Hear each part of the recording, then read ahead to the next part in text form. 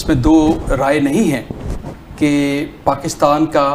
خاص طور پہ وزیر اعظم شہباز شریف صاحب کا اور فیلڈ مارشل صاحب کا اور ان کی جو پوری ٹیم تھی، انہوں نے جب سے یہ جنگ شروع ہوئی اس وقت سے لے کے جب تک یہ مفاہمتی یادداشت سائن نہیں ہوئی اس وقت تک، اور اس کے بعد ابھی جو دوسرا دور نیگوسیشن کا چل رہا ہے، انہوں نے بہت زیادہ کام کیا. اور یقیناً جب پریزیڈنٹ ٹرمپ نے ایک دھمکی امیز بات کی جو کہ وہ اکثر کرتے رہتے ہیں، اور اس کے بعد جو جس ویژول کا آپ ذکر کر رہے ہیں مجھے بھی دیکھنے کا اتفاق ہوا، وہ نظر آ رہا تھا کہ پرائم منسٹر صاحب شدید ٹینشن اور اسٹریس میں تھے کہ ان کی جو اتنی محنت جو پچھلے 2-3 مہینے سے وہ اور ان کی ٹیم اس صلح کے لیے وہ کر رہے تھے، وہ لگ رہا تھا کہ وہ شاید کوششیں رائے گاہ چلی جائیں. ایک تو جو ریجنل جو پیس کی بات ہے وہ اپنی جگہ، یہ گلوبل پیس کا معاملہ بھی تھا کیونکہ امریکہ اس میں انوالو تھا. اسرائیل کے پاس، امریکہ کے پاس ایسے ہتھیار ہیں جس سے یہ جنگ ایسی نہج میں پہنچ سکتی تھی کہ شاید ہماری آنے والی نسلیں بھی اس پہ پچھتاتی. وہ بات اپنی جگہ ہے، لیکن اس کے ساتھ ساتھ پاکستان بھی اس سے ایک ڈائریکٹ، وہ جو کہتے ہیں متاثرین میں سے پاکستان ایک تھا کہ جو ہی تیل کی پیداوار کم ہوتی ہے، ابنائے ہرمز کو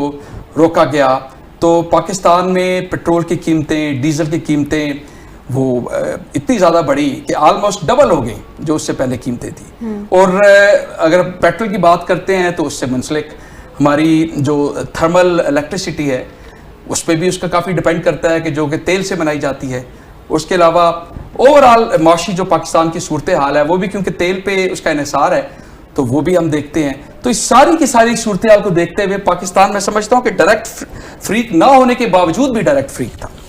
تو ان سب کوششوں کو ذہن میں رکھتے ہوئے پاکستان کا ایک بڑا ہی ایک اچھا کردار رہا ہے.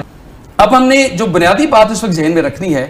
پاکستان کی کوششیں ابھی تک اس معاملے کو ادھر لے آئی ہیں. کیا پاکستان کے پاس، پاکستان کی نیگوشیٹنگ ٹیم کے پاس یا ساتھ قطر کا بھی ایک کلیدی کردار ہے، یہ دونوں جو ثالثین ہیں، کیا ان کے پاس اتنا دم خم ہے، اتنا اثر ہے کہ وہ جو دوسرا دور ہے نیگوسیشنز کا جس میں تکنیکی لیول پہ مذاکرات ہوں گے، کیا ان کو پاکستان ایک منطقی انجام تک لے پائے گا؟ کیا قطر اپنا کردار ادا کر پائے گا؟ بنیادی چیزیں ہمارے علم میں ہیں. جو سب سے پہلے ہم نے ذہن میں رکھنا ہے کہ جو امریکہ بھی اس پہ کافی زیادہ ایمفسس ڈالتا ہے کہ وہ کیا ایران جو یورینیم کی افزودگی ہے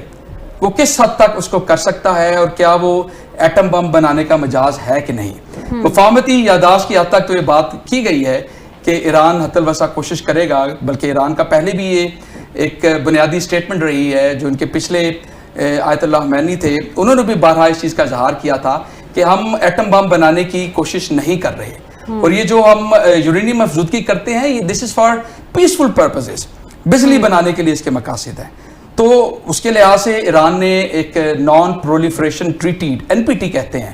اس کو ایران نے سائن کیا ہوا ہے. اور اس کے سائن کرنے کا مطلب یہ ہے کہ وہ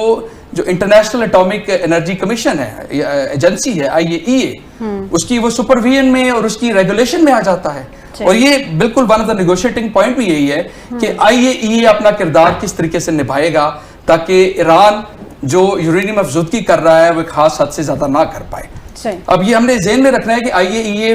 کا جو اپنا کردار ہے، IAEA تو پہلے بھی کہتا رہا ہے کہ ایران ایٹم بم نہیں بنا رہا، نہ ہی اس کے قریب ہے. IAEA کی رپورٹ بھی اس حوالے سے